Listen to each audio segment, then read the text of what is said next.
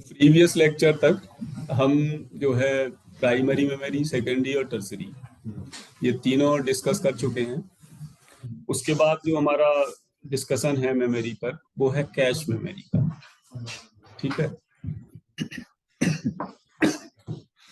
तो cache memory अभी तक के डिस्कशन से हम ये जानते हैं कि क्या होती है कैश मेमोरी।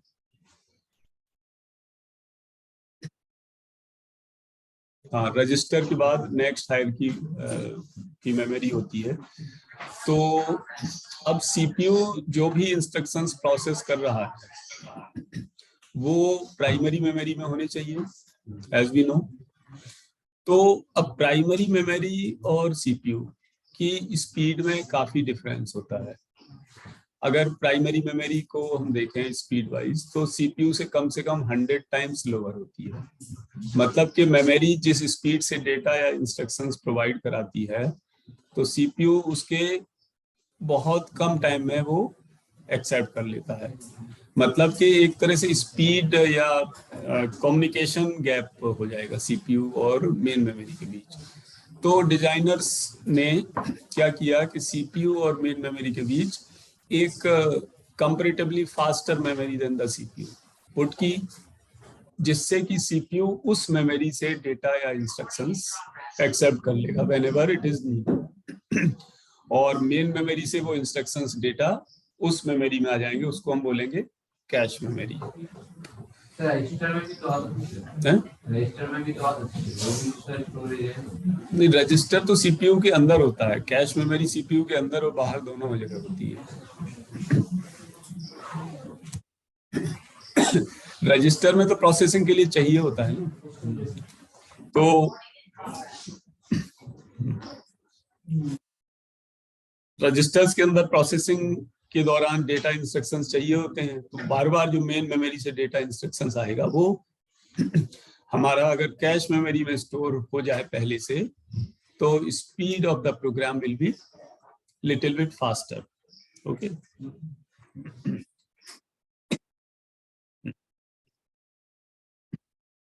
तो डेटा और प्रोग्राम को एक फास्टर रेट से प्रोवाइड कराने के लिए कैश मेमोरी हम पुट करते हैं। और ये मैंने बताया ही है कि disparity between processor and main memory, this is because of the speed.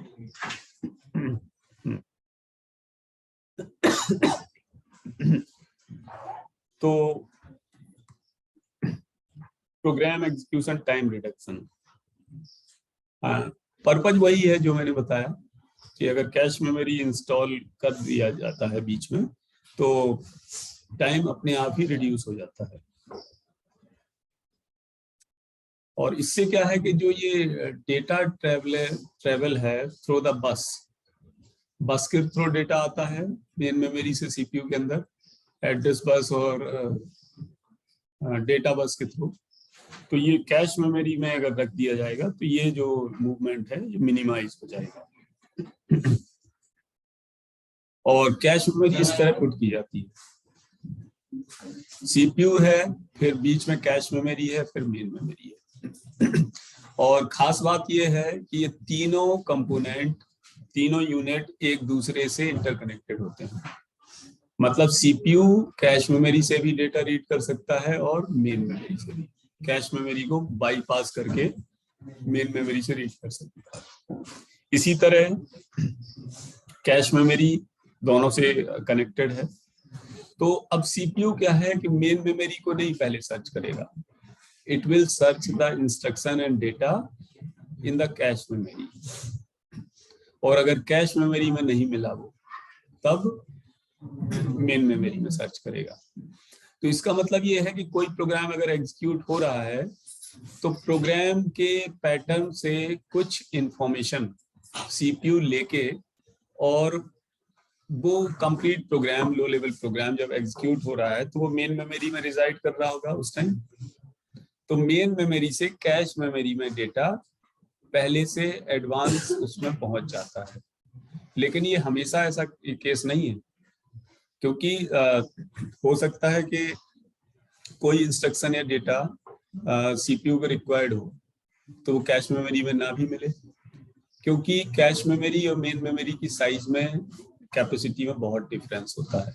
Cash memory holds only those programs, instructions और डेटा कि जो कि हमारा रन कर रहा है।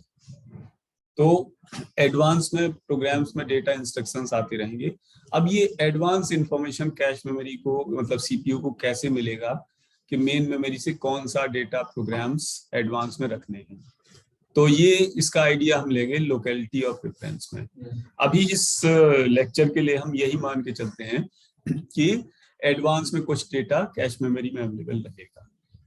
सपोज करो कि जैसे एरे एक्सेस हो रही है प्रोग्राम की, तो अगर कोई एलिमेंट एक्सेस हो रहा है तो इट इज एक्सपेक्टेड है कि अगला एलिमेंट भी फैच होगा, प्रोसेस होगा, तो वो पूरी एरे का डेटा कैश मेमोरी में अवेलेबल हो जाएगा, जिससे कि मेन मेमोरी से नहीं लेना पड़ेगा। इसी तरह अगर फंक्शन कॉल हुआ है तो वो पूरा फंक्शन कॉल, हमारा फंक्शन के कोड कैश मेमोरी में अवेलेबल हो जाएंगे, जिससे कि दोबारा जब यूजर फंक्शन कॉल करेगा तो मेन मेमोरी से सर्च नहीं करना पड़ेगा सीपीयू को, it will search from the cache memory. तो कैश मेमोरी में इस तरह का मैनेजमेंट होता है कि data which is likely to be executed, जिनकी संभावना है एग्जीक्यूट होने की, वो मेन मेमोरी से कैश मेमोरी में एडवांस में अवेलेबल हो जाते हैं, और जो नहीं हो पाते हैं मेन मेमोरी से कैश में, वो मेन मेमोरी से सीपीयू सर्च करता है। और एक टाइम ऐसा भी आता है जब कैश मेमोरी की साइज जो है वो क्या होती है, फुल हो जाती है। तो साइज अगर फुल हो जाती है तो उस मोमेंट पे अब कोई डेटा सीपीयू को रिक्वायर्ड है और कैश मेमोरी में नहीं मिलता है, तो एग्जिस्टिंग डेटा को रिप्लेस करना पड़ेगा। ठीक है। सेमीकंडक्टर मेमोरीज मैंने बताया था रैम रोम होती हैं। ये जो 4-5 स्लाइड्स हैं स्टार्टिंग की, इसमें केवल घूम फिर के एक ही बात लिखी है, कैश मेमोरी का placement and reason. Cache placement, तो ये जो अभी मैंने बताया कि सीपीयू और रैम के बीच में प्लेस की जाती है। तो कैश मेमोरी को हम ऐसे एज्यूम कर सकते हैं कि ये मेन मेमोरी के लिए क्या है, लार्ज बफर है। It works as a buffer for main memory. Buffer से मतलब कि मेन मेमोरी का कुछ पोर्शन कैश में रहता है। ठीक है, this is the concept. Cash memory के कुछ फीचर्स होते हैं, स्मॉलर है, वेरी फास्ट स्पीड में है रजिस्टर के बाद, एक्सपेंसिव होती है, ये महंगी होती है, और एक्सेस स्पीड ज्यादा होती है। एक्सेस स्पीड ज्यादा होती है तो एक्सेस टाइम लो होता है, मतलब कम होता है इजिली। और इसका जो रिलेशन है CPU to cache memory to main memory, वो जनरली होता है 1:10:100। मतलब cache memory is external cache memory की बात कर रहे हैं। एक इंटरनल कैश मेमोरी भी होती है, अभी हम उस पॉइंट पे आएंगे कि लेवल्स ऑफ कैश मेमोरी।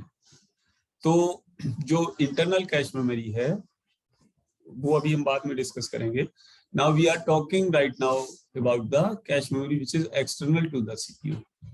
तो सीपीयू की जो एक्सटर्नल कैश मेमोरी है वो 10 टाइम्स स्लोअर होती है सीपीयू से, और सीपीयू से रैम 100 टाइम्स स्लोअर होती है।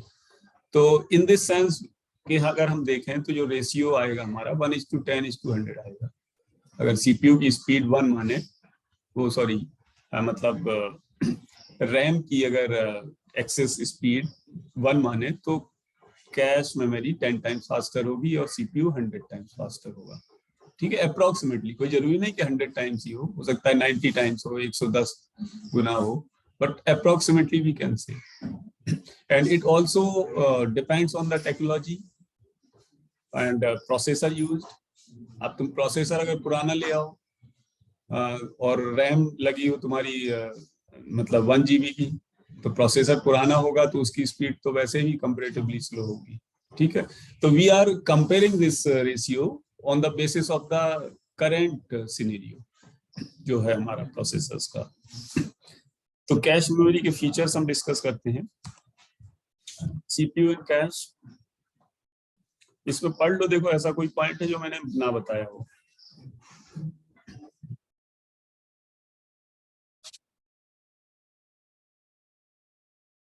कैश मेमोरी इसमें नई चीज जो है वो है cache memory is closer to the processor than the main memory.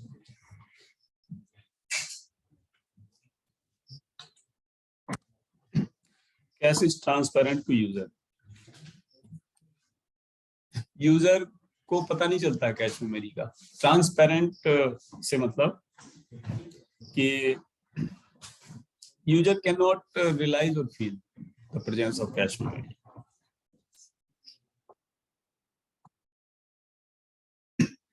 CPU 2 from cache.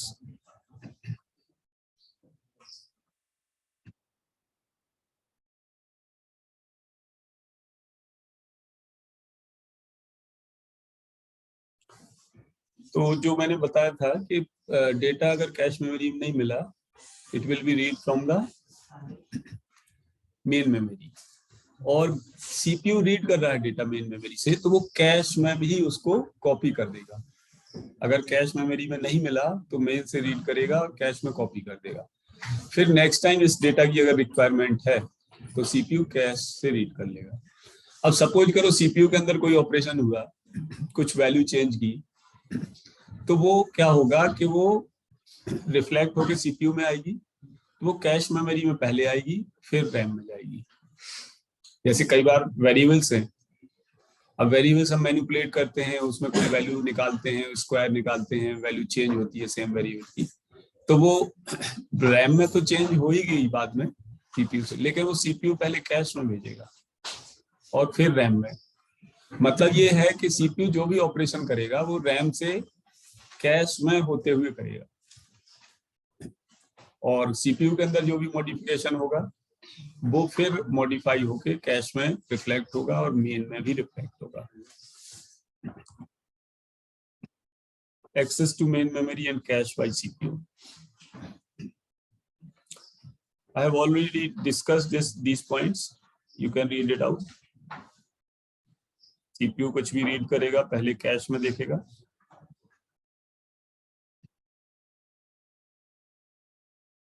तो इस तरह जो है हमारा कि मेन मेमोरी सीपीयू एक्सेस करे, इसकी पॉसिबिलिटी कम हो जाएगी, मतलब, और ये 10% से रिड्यूस हो जाएगा।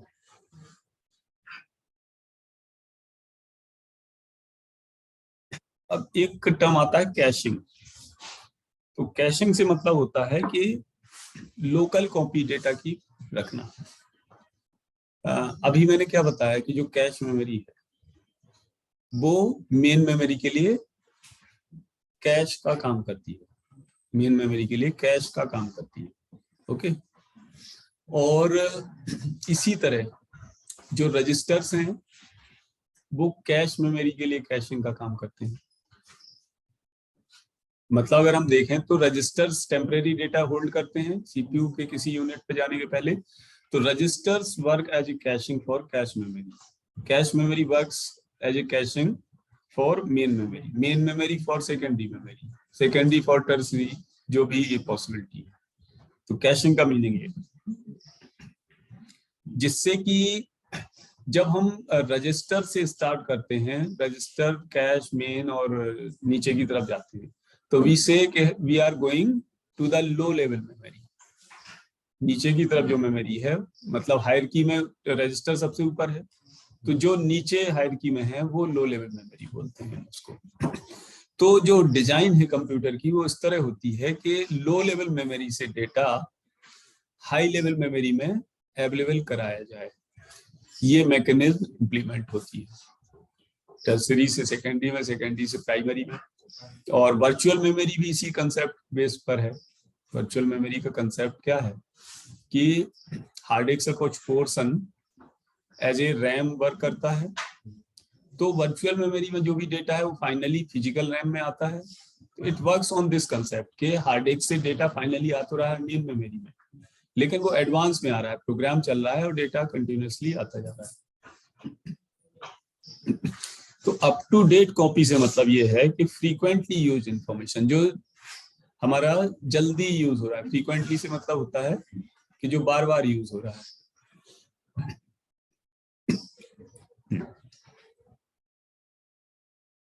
कैशिंग, तो कैशिंग हमारा क्या है, कैशिंग तो बता दिया मैंने, ठीक है, कि फास्टर स्टोरेज से स्लोअर मेमोरी में और उसी के कंसेक्यूटिव लेवल्स पर, मतलब कि टर्सरी है तो वो सेकेंडरी में प्रोवाइड करेगी डेटा, और बाकी सीपीयू और इनपुट आउटपुट मैकेनिज्म है, टर्सरी मेमोरी से डायरेक्ट भी रीड कराया जा सकता है रैम में, सेकेंडरी मेमोरी को बाईपास करके। तो प्राइमरी मेमोरी सेकेंडरी के लिए कैश है, और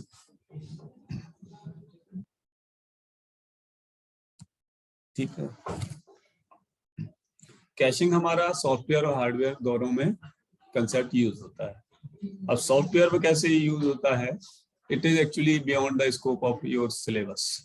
हार्डवेयर का मैंने बताया ही है कि जो कैश मेमोरी में,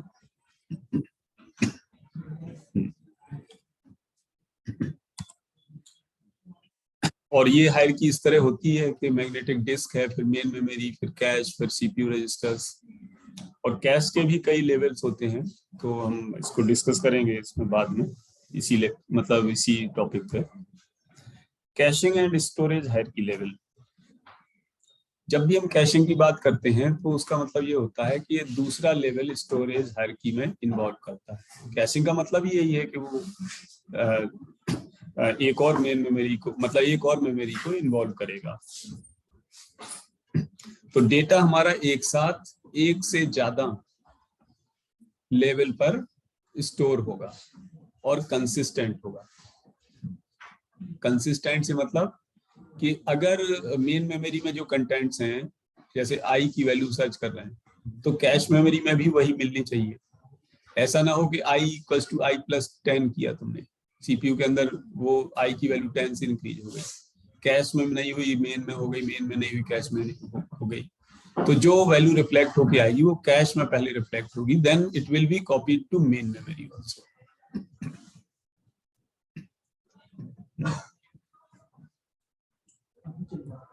कौन चिल्ला रहा है? अच्छा, cache management policy, caching operation requires.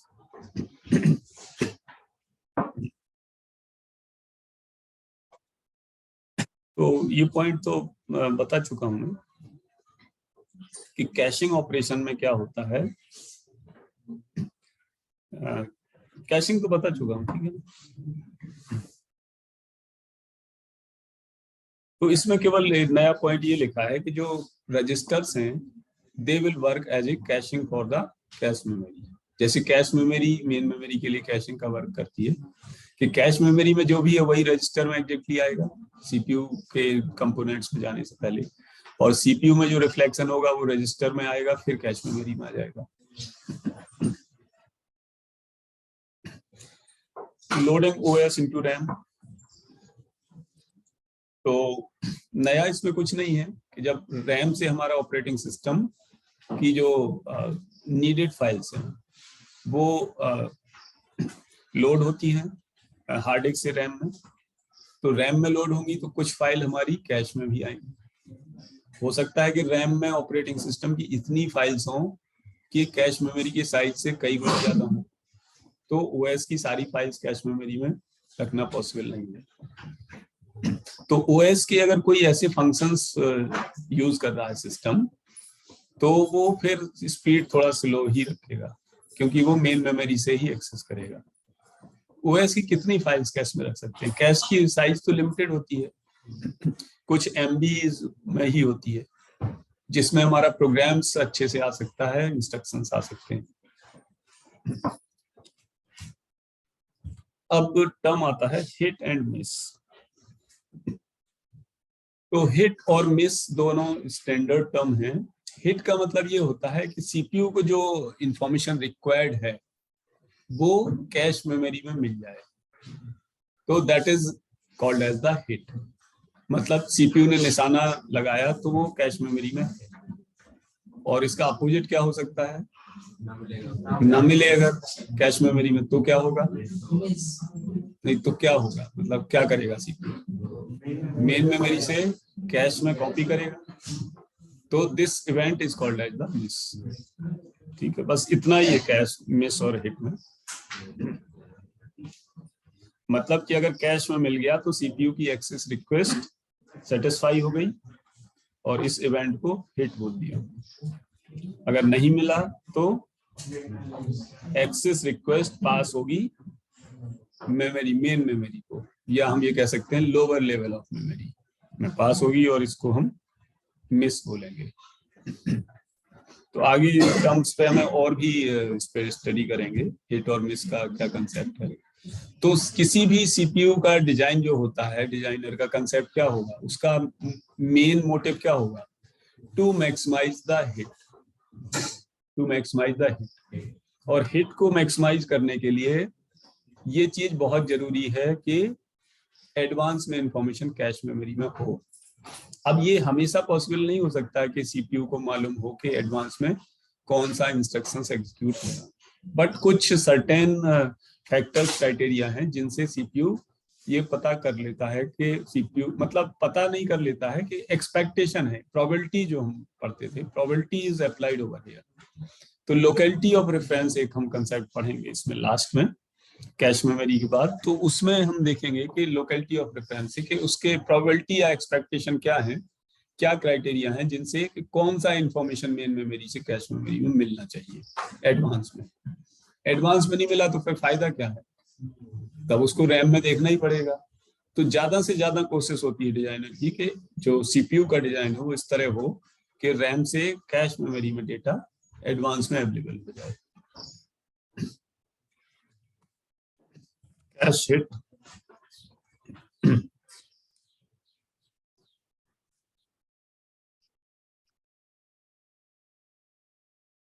तो हिट में तो यही है कि अगर डेटा मिल गया कैश मेमोरी में तो वो वहां से रीड हो जाएगा, मेन मेमोरी इन्वॉल्व होगी नहीं। मिस के केस में मेन मेमोरी इन्वॉल्व होगी, और मेन मेमोरी इन्वॉल्व होगी तो वहां से डेटा कैश मेमोरी में आएगा और फिर सीपीयू में आएगा।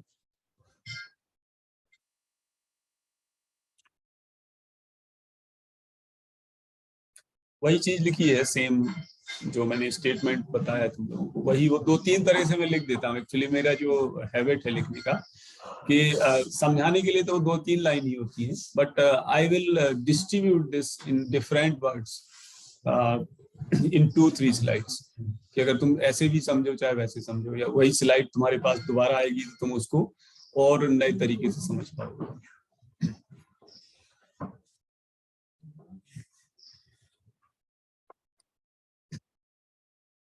वही चीज फिर है कि अगर डेटा कैश में नहीं होगा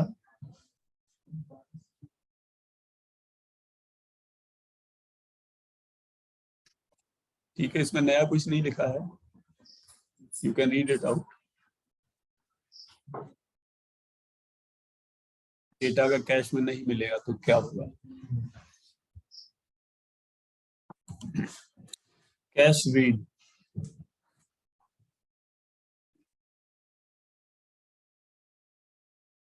डेटा नहीं होगा कैश में तो ये मेन मेमोरी से डेटा आएगा, कैश अपडेट होगी और उसके बाद सीपीयू में डेटा जाएगा।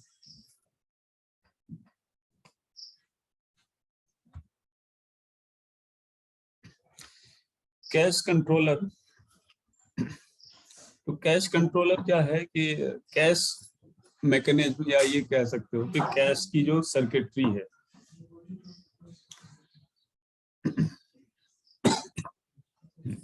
अब इसमें क्या है कि जो कैश की सर्किट डिजाइन है, ये सीपीयू क्या है कि सिस्टम बसेस को यूज नहीं करता है कैश से डेटा लाने के लिए। कैश और सीपीयू का इंटरकनेक्शन दूसरे फॉर्म में होता है। अगर तुम माइक्रो प्रोसेसर का वो देखो पिन डायग्राम, तो उसमें अलग अलग चीजों के लिए अलग अलग पिन होते हैं। जो प्रोसेसर है ना, वो उसमें देखा होगा कि चारों तरफ पिन होते हैं।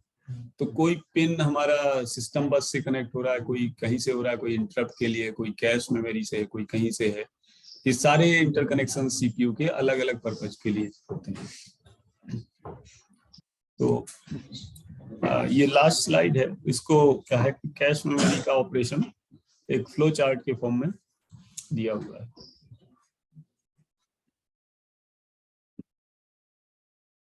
तो स्टार्ट से देखो कि कोई डेटा सीपीयू से रिसीव हुआ आरए नाम का, आरए मींस के एड्रेस मान लो या कोई, तो जो बातें नहीं, तो जो ब्लॉक है वो आरए में, वो कैश में है, अगर है तो कैश से फैच हो जाएगा और फिनिश हो जाएगा ऑपरेशन, और नो का मीन्स कि नहीं है अगर ये, तो मेन मेमोरी से एक्सेस होगा। और यहाँ एक टर्म आ रहा है कैश लाइन। तो कैश लाइन क्या है, कुछ नया दिख रहा है तुम लोगों को इसमें। अब जो ब्लॉक ऑफ डेटा जो रीड होता है कैश से या कैश में राइट होता है, that is the cache line. एक तरह से हार्ड डिस्क के लिए ब्लॉक बोलते हैं उस डेटा को, और मेन मेमोरी के लिए हम चाहे तो लोकेशन या वर्ड बोल सकते हैं, और कैश के केस में कैश लाइन बोलते हैं। तो कैश लाइन मेन मेमोरी के एलोकेट होगी, और मेन मेमोरी से वो कैश लाइन कैश में आएगी और सीपीयू को डिलीवर होगा वो वर्ड। तो by this we have completed cache memory. अब इसमें क्या है कि अभी तक जो तुमने पढ़ा है, अभी तक जो तुम्हारे पास नॉलेज था, वो कैश मेमोरी का इतना ही था कि सीपीयू के और रैम के बीच में वर्क करती है, इतना ही पढ़ते थे। तो you have got the lot of knowledge and concept regarding the cache memory.